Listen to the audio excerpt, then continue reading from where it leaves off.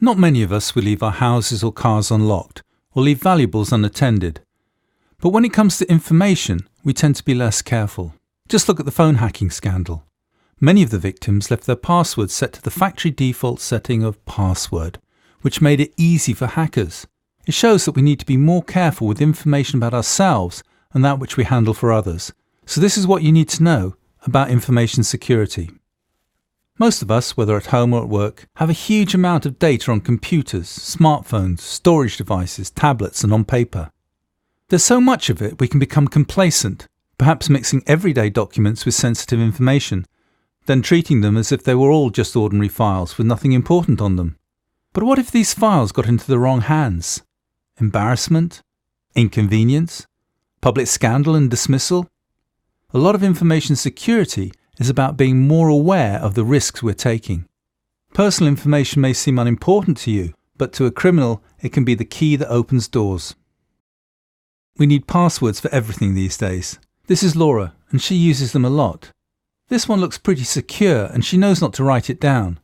But here's the thing, she uses the same passwords for lots of different websites. The same one for her social media, as her online auction account, her bank, and her amazing.com account. And for some site she had to register for. Criminals capture usernames, passwords and personal information from bogus sites. It's one of the most common ways that criminals get our details. So using secure passwords is important, but it's also important to use different ones. And passwords are just the first line of defense. For important information, encryption makes it almost impossible for criminals to use the data, even if they do get through to it. That's why people often encrypt data on laptops or USB memory sticks. Encryption is also used to make data transfer through the internet more secure. Websites that are using encryption have an HTTPS address and a padlock symbol. Look for this if you're buying something or using a bank account or getting a quote for insurance, anytime when personal details and information are involved. But what about information on paper? We can be just as careless with written or printed documents. You may have heard of government officials with confidential documents on display, walking past photographers, or putting correspondence in public litter bins. It seems so obvious, but have you ever left any documents with confidential information lying around? In a briefcase, on a desk, or on a computer monitor where someone could see it, copy it, or print it off? Ever hit reply to all on an email and not checked who it was going to?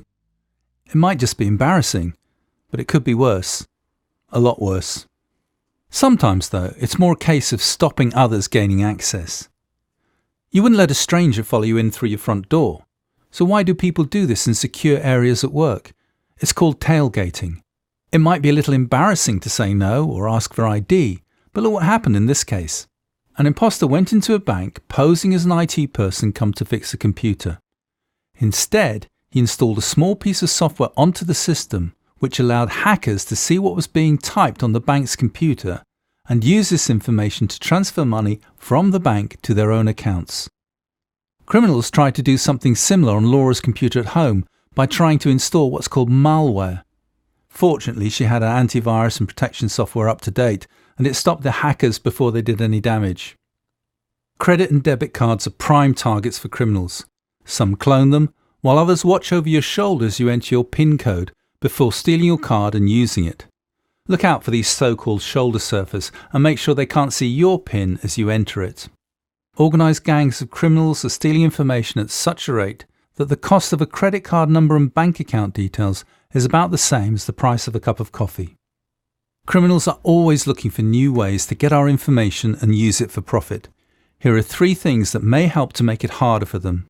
The first is to be more aware of what information you have, how important it is, and how secure it is. Second is to assess what could happen if you lost it or it got into the wrong hands. And third, make sure you have adequate precautions in place to protect it.